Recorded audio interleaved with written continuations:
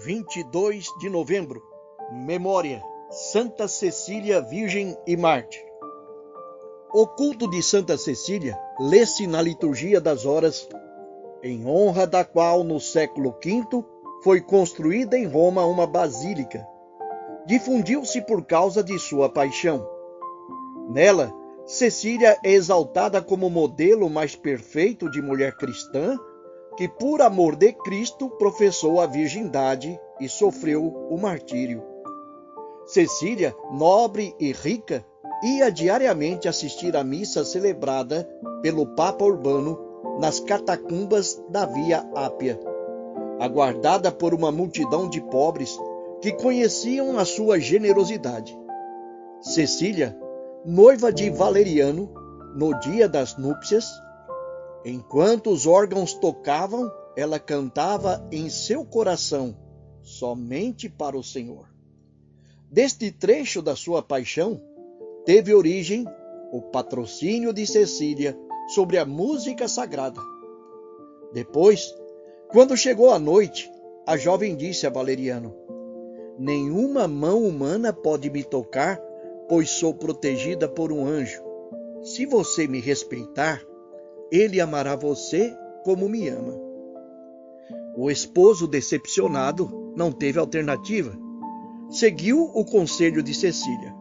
Fez-se instruir e batizar pelo Papa Urbano e depois participou do mesmo ideal de pureza da esposa, recebendo em recompensa a mesma sorte gloriosa, a palma do martírio, ao qual, pela graça de Deus, foi associado também o irmão de Valeriano, Tibúrcio. Apesar dessa narrativa parecer fruto de piedosa fantasia, os mártires Valerianos e Tibúrcio, sepultados nas catacumbas de Pretestato, são historicamente certos. Após o processo, referido com abundância de detalhes pelo autor da Paixão, Cecília, condenada à decapitação, recebeu 3 golpes do algoz sem que a sua cabeça caísse. Ela havia pedido e obtido a graça de rever o Papa Urbano antes de morrer. Aguardando essa visita, ela continuou ainda 3 dias professando a fé. Não podendo proferir palavras, expressou com os dedos o seu credo em Deus uno e trino. É nesta atitude que Maderno a esculpiu na célebre estátua. Santa Cecília, rogai por nós. Proclamação do Evangelho de Jesus Cristo segundo Lucas. Naquele tempo, Jesus acrescentou uma parábola porque estava perto de Jerusalém, e eles pensavam que o reino de Deus ia chegar logo. Então Jesus disse: "Um homem nobre partiu para um país distante, a fim de ser coroado rei e depois voltar.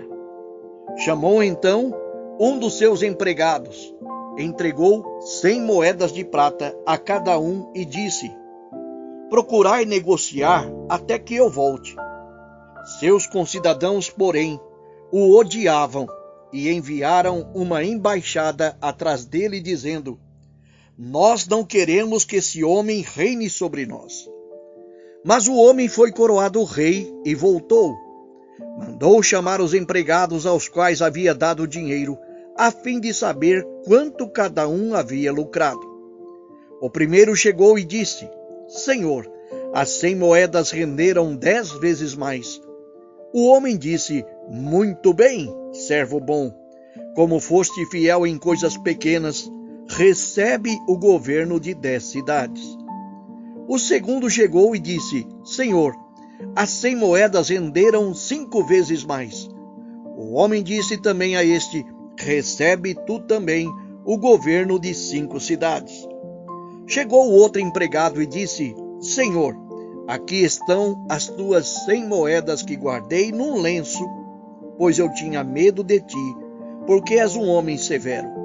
Recebes o que não deste e colhes o que não semeaste. O homem disse: Servo mau, eu te julgo pela tua própria boca. Tu sabias que eu sou um homem severo, que recebo o que não dei e colho o que não semeei? Então, por que tu não depositaste meu dinheiro no banco? Ao chegar, eu o retiraria com juros.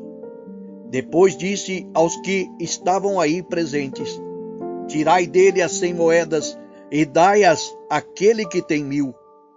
Os presentes disseram: Senhor, esse já tem 1000 moedas.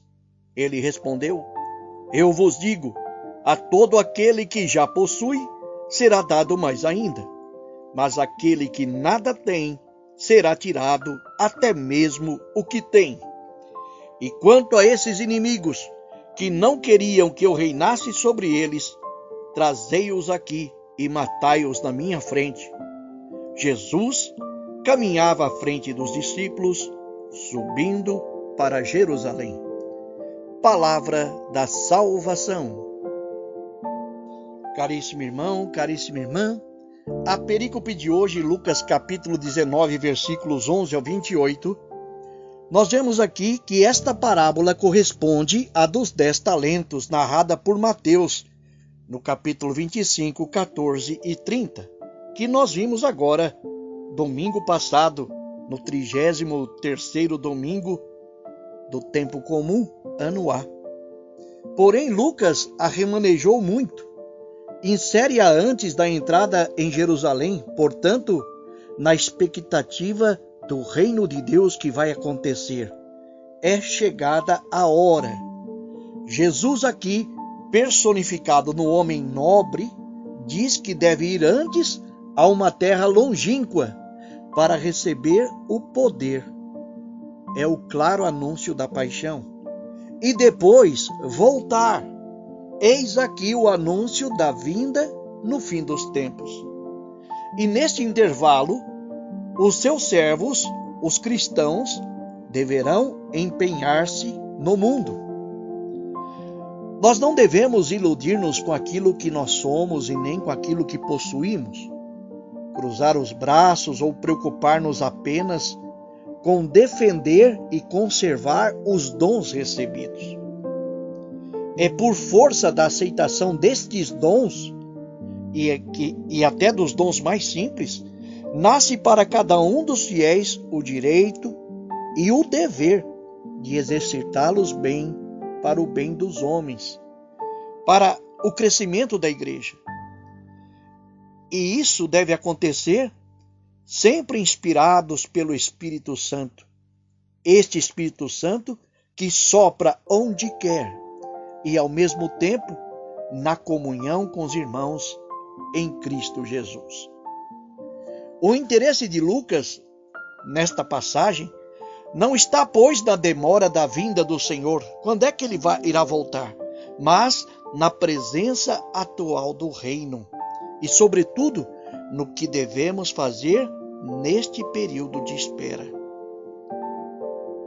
Nós devemos ter bem presente, para não cair numa falsa interpretação moralista desta parábola, que os dons de Deus vêm da sua gratuidade.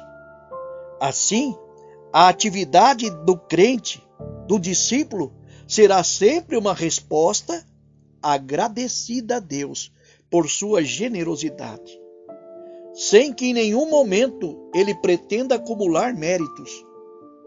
Tudo que sou ou que tenho é dom de Deus em mim, que deve ser colocado para o bem comum. A conclusão insiste em 2 pontos.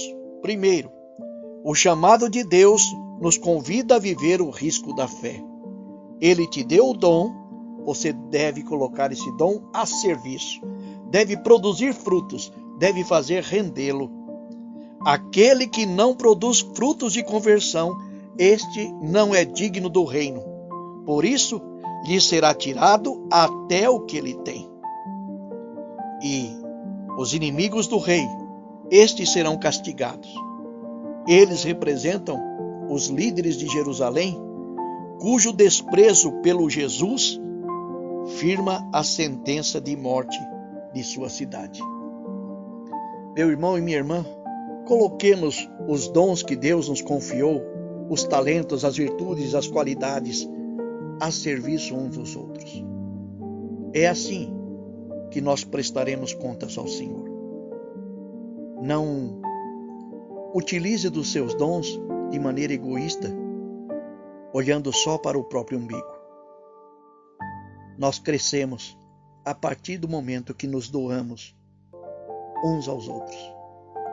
Meu irmão e minha irmã, diga comigo: Jesus é o meu Senhor, Jesus é o dono da minha vida, Jesus, vida minha, traz para a minha vida paz.